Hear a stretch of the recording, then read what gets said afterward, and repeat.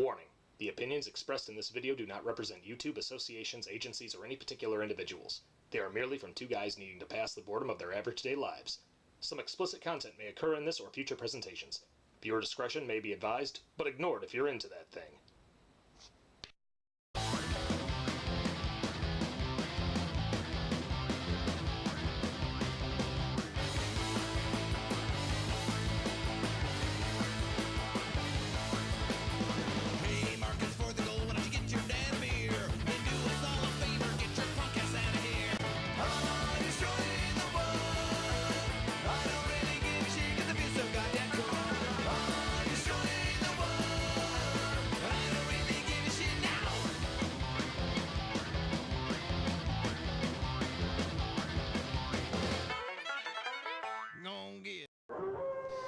What's up, everybody? I'm Wildman Wes. And I'm the Big Bad Wolf Benny. And welcome to our part 2 of Roddy Piper on the Wild Wolf Show. Well, we've talked about Roddy Piper's in-ring career. Now let's talk about his out-of-the-ring career, mainly due to his movies. Today we're going to be talking about They Live. Yeah, now that I think about that, we don't know who's watching or what's going on. Yeah, we better be safe. Yeah, we better.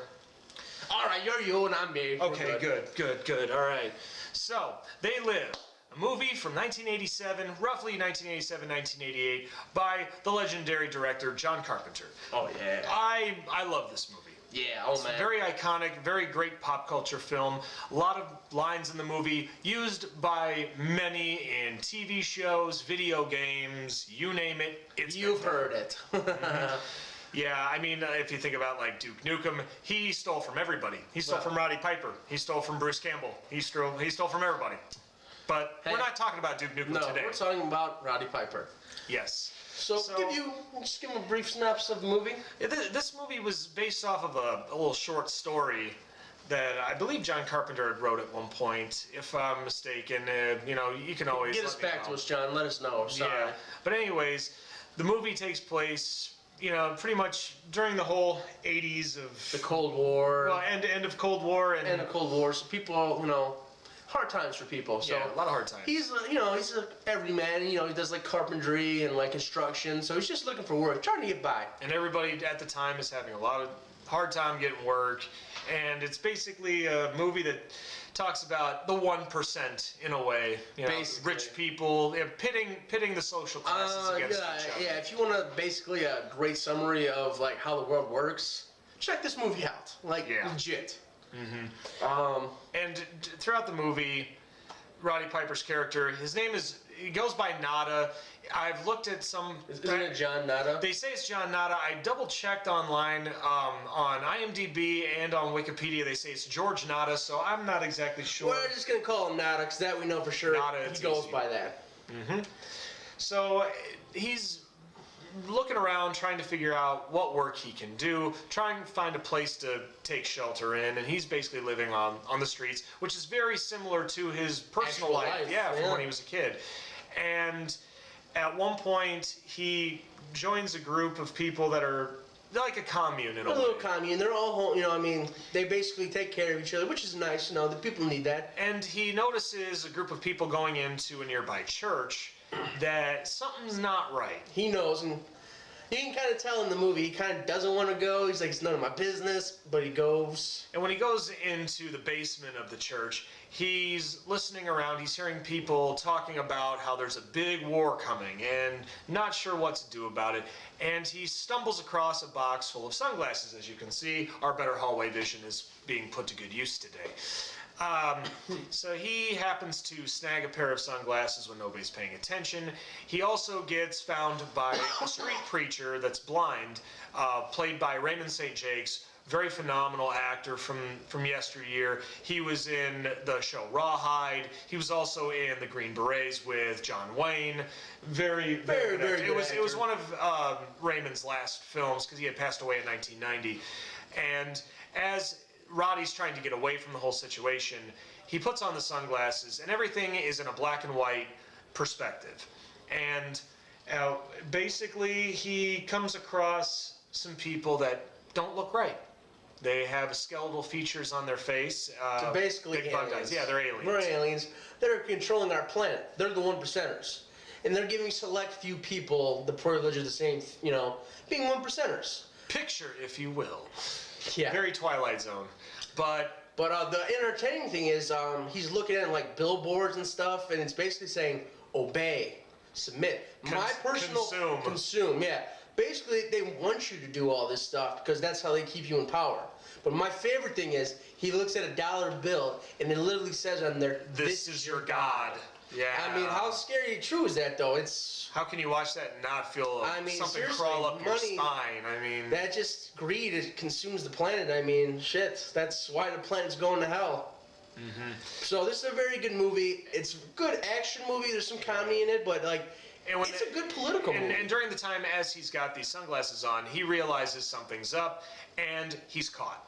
The aliens realize he knows. So he's trying to get away, and he comes across a man that he had gotten work from earlier in the movie named Frank, who's played by Keith David, another great actor. Oh yeah, he's still going. He's great. He can act. He does voiceover. The voice of Spawn in the HBO Spawn. Oh God, yeah. He's just got that voice. It just commands. He's also the voiceover for the Navy commercials. He was also in Requiem for a Dream. He's just a great actor all around. He can do it all.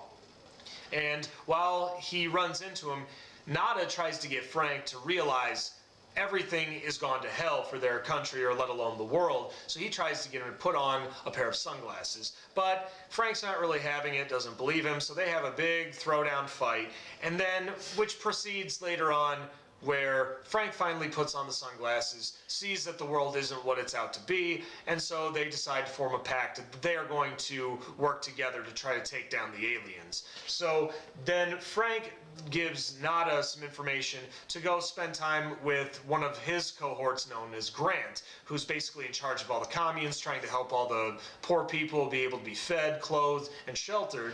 And throughout all these situations, the aliens and the people that are in on it, like human beings in on it, decide to take over their communes and kill everybody.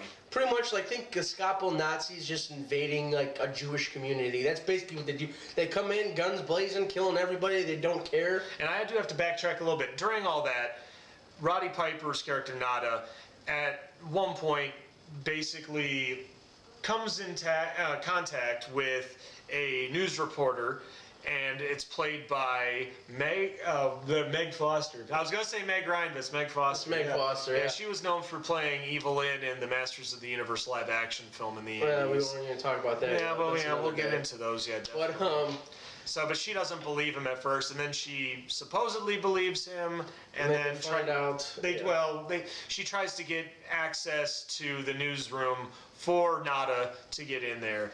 And as this is going on, while they're trying to take out the main tower for everybody to realize that the aliens are actually aliens in disguise, Meg Foster's character turns the tables on him. So, but Nada has the upper hand, and he gets the chance, and he takes it to destroy the tower, where everything goes back to normal. The 1% is being exposed for what it is, and we are left with an open book. You don't know what can happen. Yeah. You don't know. That's the best part. Like, I'm glad they never made a sequel, because it would have just ruined it.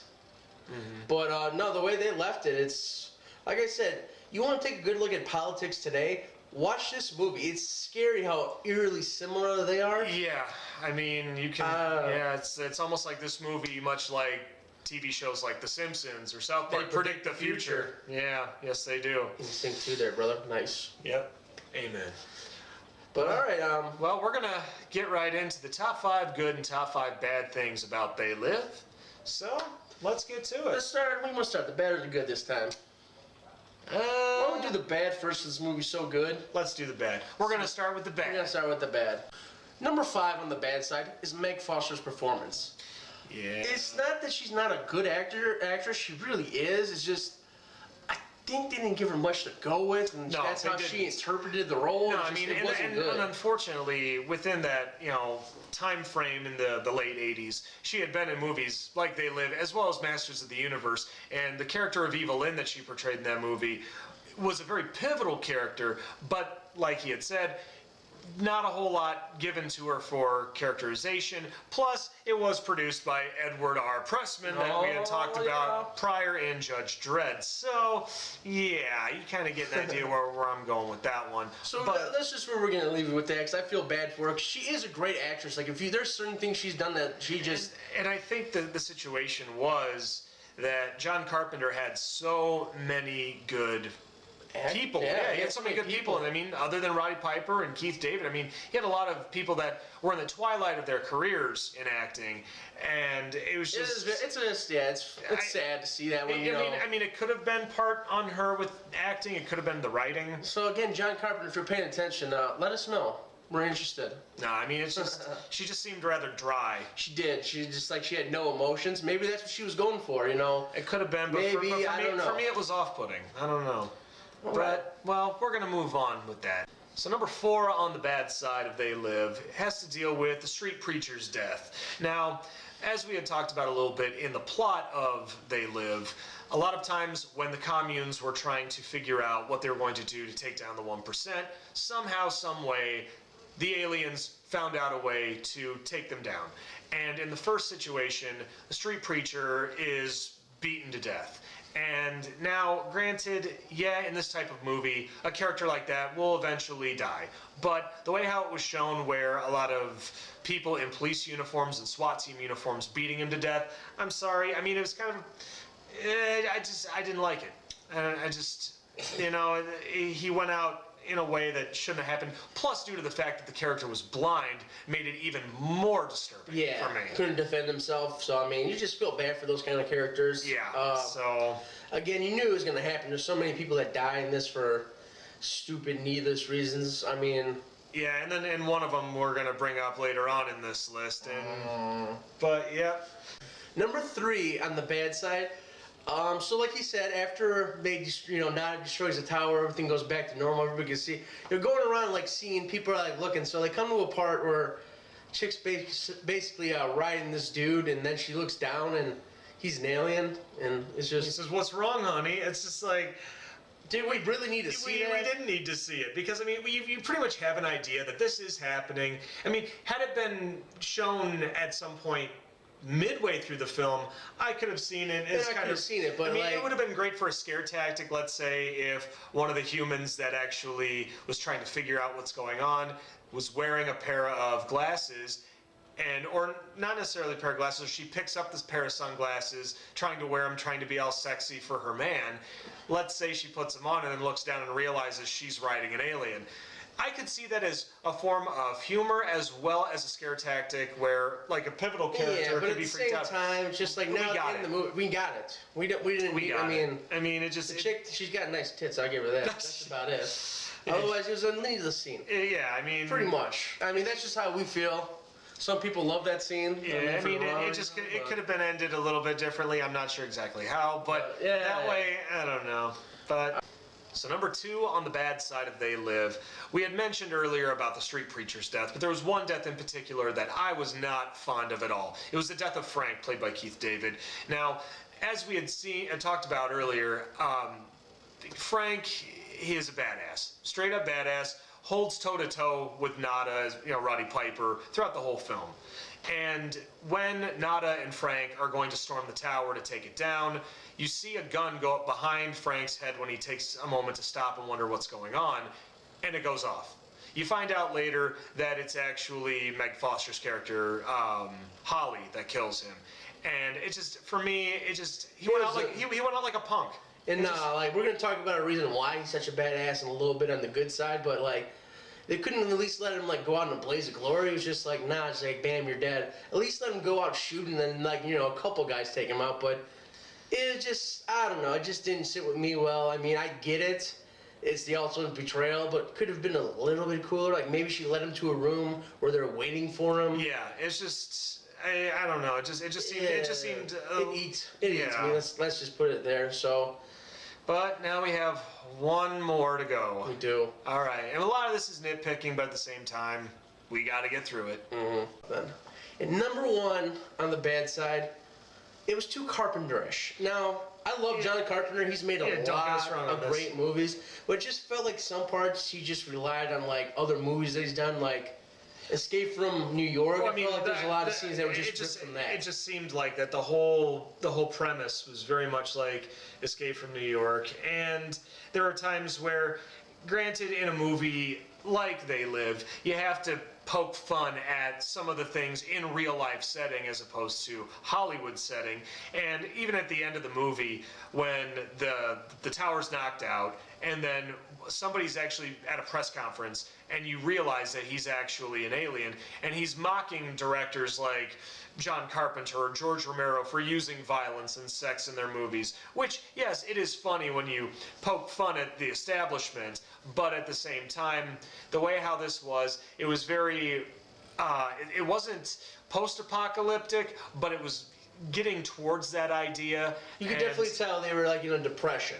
I mean, work was hard, people living on the streets. And the people who are in power were bringing everybody down. And I mean, basically, Nada was almost kind of a carbon copy of Snake. Pretty much. I mean, kind of, not all the way through. Is Snake funny, more of a badass than a comedian, but Nada's more of a comedian than a badass. But he can be badass. Yeah, exactly. and Roddy, so, and most of the movies that Roddy Piper's been in, he usually plays a badass, but more so with a great sense of humor. Yeah. So like we said, we're not bashing the movie. This is one of my favorite movies of all time.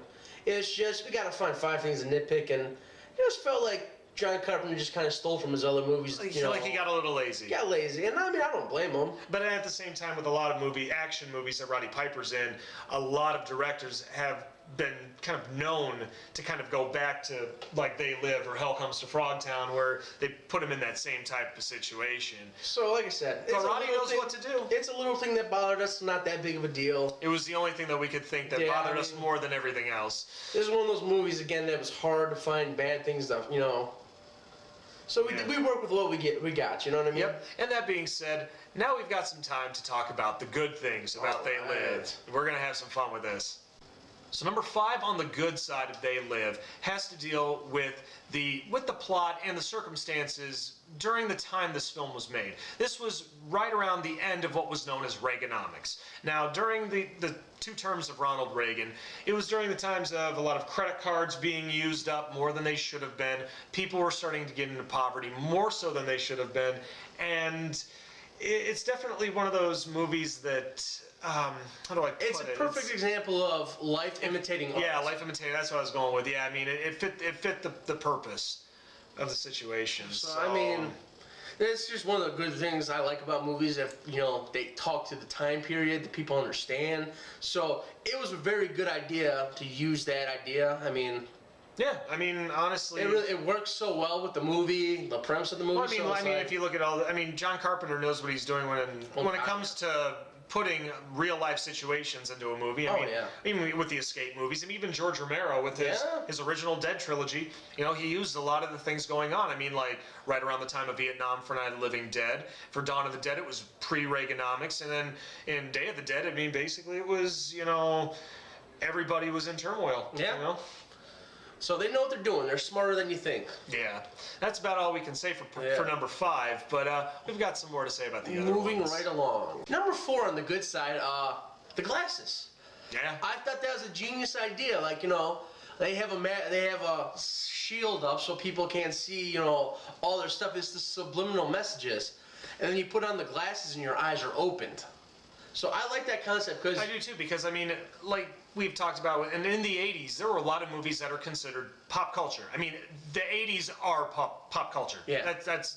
We're still talking about it today, still stealing stuff from that for like shows today. It's from the 80s. So I mean, that just shows... I mean, you know, in movies like They Live, I mean, people want to make movies where X-ray specs are the thing to use to, you know, bring down the establishment. And funny thing about They Live is with the sunglasses or the X-ray specs that they use, it was taken, I mean, that part was the whole premise of the original Bart versus the Space Mutants on Nintendo. Yeah. And I mean, and even like, I didn't think about it for the longest time until I watched an episode of Angry Video Game Nerd when he does a Simpsons review, and he goes, yeah, they wear sunglasses like in the movie They Live, and I'm just like, oh my god, I totally didn't think about that, but yeah. So yeah, that's a cool little nod right there. I love it. I mean, obviously, this being half science fiction, half horror, or maybe horror, science fiction, comedy, whatever you want to call it. It's got it all. I mean, the devices they used, it worked. Sunglasses, it worked. It was simple. They kept it simple for simple effects. Because then, like later on in the movie, they make contact lenses, which just started getting big at that time. So it was cool. I mean, I like the glasses better. It was with the times too. But at the time, yeah, like contacts came out, and the contacts made it easier. There was less stress on their brain or whatever. So it worked out. It worked. It was nice. Yeah.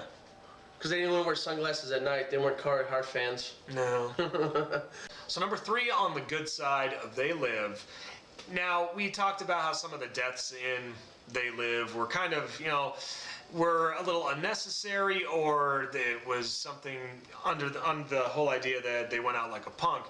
Nada's death at the end of They Live was actually great because he went out a hero. He did. He not only did he shoot Meg Foster's character, not only did he knock down the tower, right before he knocks down the tower, shooting it down, he gets gunned down by an automatic rifle from a dude on a helicopter, and he does the best possible thing you can do. He looks at the tower falling down, smiles, and a big middle finger. And that's classic Piper too. Oh, that's just Piper right there. This character was just built for Piper. Oh yeah. I mean, John Carpenter's They Live is definitely a love letter to Piper. Oh God, yeah. But thank God for it. Number 2. All of Roddy's quotes from that movie was just, legendary. Like we said, I mean, you've probably heard a quote from the movie, not realize what it was from, though. I've come here to chew bubblegum and kick ass, and I'm all out of bubblegum. You've heard that before. My favorite humor out of all of it is when he realizes that a lot of these people walking around are not what they're out to be. He bumps into this old lady, and he sees her as the alien with them on, and she goes, "Excuse me," and he goes, "You look like your head fell in the cheese dip back in 1957. You're okay. This one, real fucking ugly." Formaldehyde face. I mean, it's just. But the cool thing about that was the first time I ever heard Roddy drop an F-bomb, and it was just. Great. It's just like it was awesome for me. Yeah. But the cool thing about this was John Carpenter didn't write those lines. Roddy Piper did. Yeah, and a big notebook. He literally handed a notebook to John Carpenter, and he picked out his favorites. I mean, like I said, he's just comic genius. The other part I like is while he's wearing the sunglasses, he can actually see the flying saucers. Mama don't like tattletales. Or, hello, little fella. Come to show me where I am. Not nice. He's got so many good one-liners in that movie. Oh, yeah. But yeah, I mean, that just goes to show you how good Piper was in making lines up. So like I said, he was off the cuff, man. He was just that quick. So I mean. And apart from his comedy, there is still one. Oh, yeah. This is actually a record. Number 1 on the good side. What is it, my friend? Number 1 on the good side of They Live is the fight scene.